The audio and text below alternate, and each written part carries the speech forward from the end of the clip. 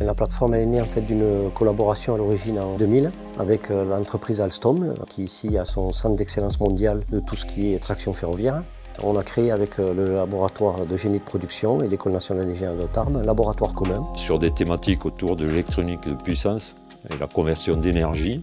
5 laboratoires qui sont passés par une rupture technologique, la technologie du bump. Ça n'existait pas auparavant. Ça a été la première phase. Et en 2008, on a eu une seconde phase où on a travaillé sur des systèmes de conversion d'énergie beaucoup plus petits qui s'est terminé en 2012. L'idée est venue de prolonger l'histoire en créant une plateforme PRIME. PRIME, c'est pour plateforme de recherche et d'innovation en mécatronique, énergie et système. De la recherche, mais aussi de l'innovation. La différence, c'est vraiment aller jusqu'au produit et le tester. On s'adresse à tous les secteurs de la mobilité, que ce soit l'automobile, les trains, les avions de plus en plus.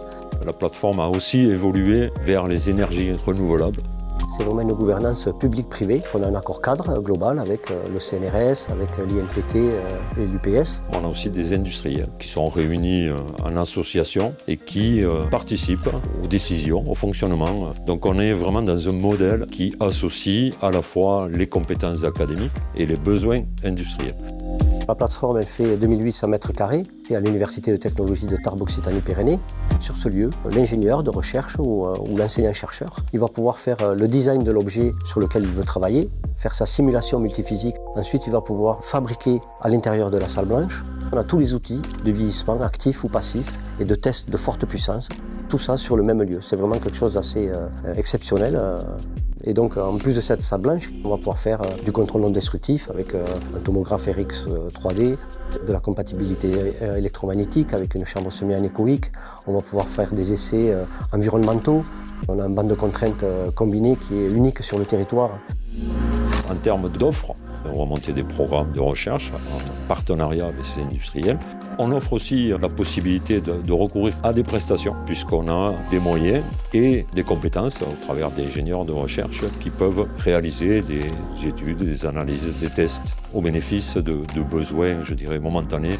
On offre aussi la possibilité aux industriels de détacher des ingénieurs et qui réalisent directement leurs travaux. Donc on est vraiment dans un modèle qui sait s'adapter. En termes de personnel, nous sommes 5 personnels dédiés à 100% sur le centre de ressources technologiques. Il y a les enseignants-chercheurs, aujourd'hui ils sont 8, qui accompagnent soit leur thésard, soit des stages de master. Mais on a également les entreprises, les industriels, grands groupes ou PME, voire start-up pour certaines, qui détachent du personnel ici à l'année. Et tout ça représente entre 20 et 40 personnes sur les périodes, donc en moyenne 30 personnes sur la plateforme au quotidien.